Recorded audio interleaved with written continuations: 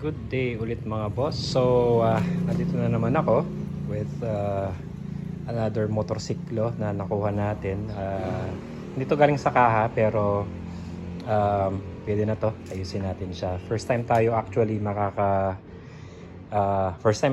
ako nakakuha ng ganitong klaseng motor. Pero pare-pareho lang naman yan tulad sa mga Euro 150. Anyway, before tayo mag-umpisa, so belated Happy New Year sa lahat.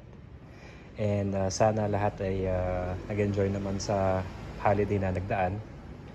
So ngayon, ito nga yung nakuha nating Moto Posh Pinoy 155. So ayan siya.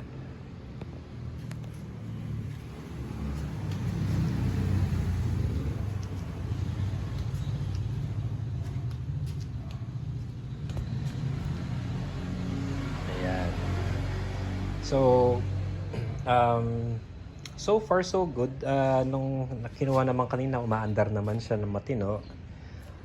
Although, sa kickstart lang kasi yung umaandar naman itong starter niya na dito, na starter motor.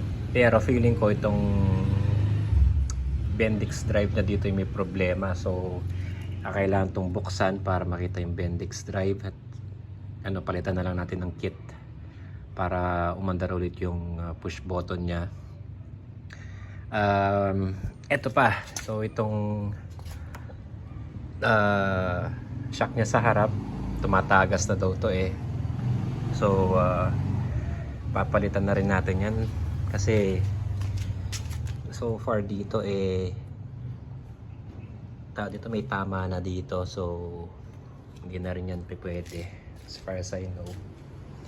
Ayan.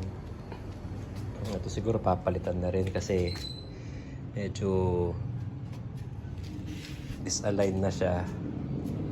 Pero tingnan natin, baka makuha pa sa repair at mapaganda pa natin siya. Kung hindi man, napalitan na lang natin, bigyan tayo ng bago. Gusto ko naman din kasi dito is itong niya, gulong. Makakapal pa tong mga goma niya sa harap tsaka dito sa likod. Ayan. Makakapal pa siya, so at least less ng gastos na lang din to pag inayos natin.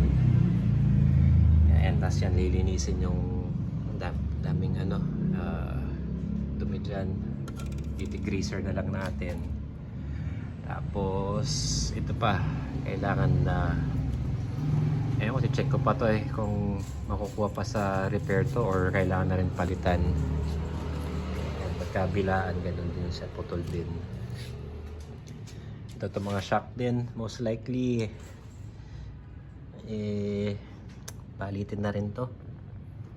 Pakilo na lang natin to pag kasi nga nangalawang na parang hindi na rin worth it kung i-repair pa siya.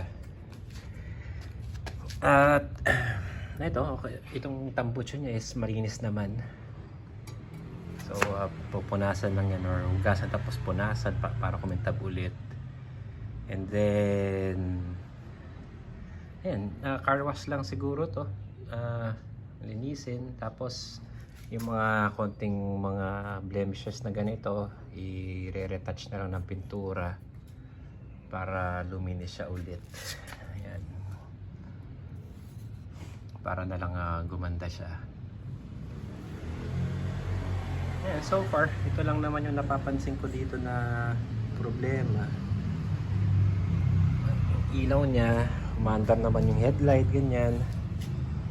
Tapos park light niya parang hindi siya umaandar, so i-check na lang siya niyan kung anong cause ng problema. Baka itong sa switch lang yung problema or baka pondido, hindi ko alam. I-check na lang yan mamaya or bukas. Itong manibela niya pinturahan na lang. So mga boss, maraming salamat at update ko na lang kayo once na meron na tayong bagong progress dito sa motor na to. Maraming salamat.